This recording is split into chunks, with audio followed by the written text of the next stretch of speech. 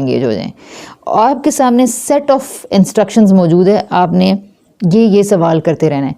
یہ ایک سوال کا بچہ جواب نہیں دے گا, وہ کہہ رہا ہے نہیں مجھے کیا پتا خرگوش ایسے کیوں کرتے تھے. آگے سوچیں کیا ہوا ہوگا. بطخوں نے اگر وہ اس کے تنگ آ گئی تھیں اور گوشت بار بار ان کے گھر اس کو خراب کر دیتے ہیں, تو پھر بطخوں نے اپنا گھر چینج کرنے کے بارے میں کیوں نہیں سوچا؟ بطخیں وہاں ہی کیوں رہ رہی تھیں؟ دونوں خرگوشوں میں سے کیا کسی کو یہ خیال نہیں آیا کہ ہم یہ صحیح کر رہے ہیں یا غلط کر رہے ہیں؟ انہوں نے سوچا کیوں نہیں ہوگا؟ خرگوشوں کو کسی کا ڈر نہیں تھا, وہ ڈرتے کیوں نہیں تھے؟ اس کے اوپر بطخوں نے یہ کیوں نہیں سوچا کہ ہم خرگوشوں سے انتقام لیتے ہیں؟ انہوں نے کوئی پلان کیوں نہیں بنایا؟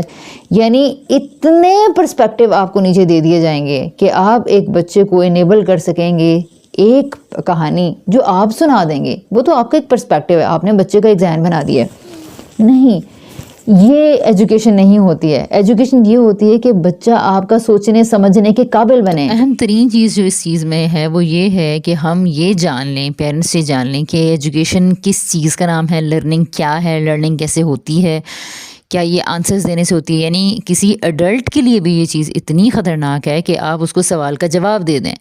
یعنی کوئی بھی چیز, کوئی بھی کانسیپٹ محض سوال کا جواب دینے سے نہیں آتا. اگر آپ کسی کے دماغ کو گرو کرانا چاہتے ہیں, بڑھانا چاہتے ہیں, تو ضروری یہ ہے کہ آپ اس کو تھنکنگ پروسیس سے گزاریں, اس کو ایکسپیرینس کرنے دیں. اس کے ایکسپیرینس سے چیز گزرے گی اور کچھ وہ کچھ نتائج لے کر آئے گا, پھر آپ اس پہ سوال کریں گے, پھر ایک پروسیس ہوگا اور یوں لرننگ مکمل ہوتی ہے. تو اہم ترین چیز یہ ہے کہ آپ یہ جانیں کہ لرننگ کیا ہے, لرننگ کیسے ہوتی ہے, ایجوکیشن کس چیز کا نام ہے.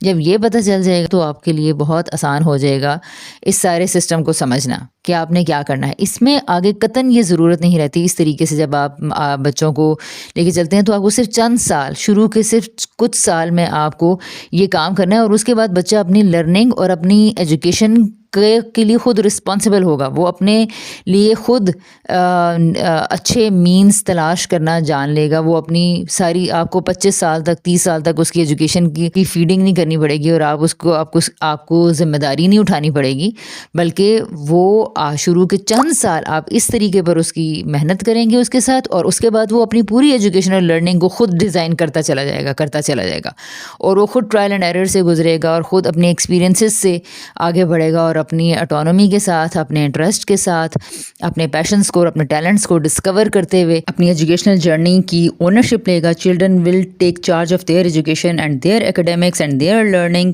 rather than parents.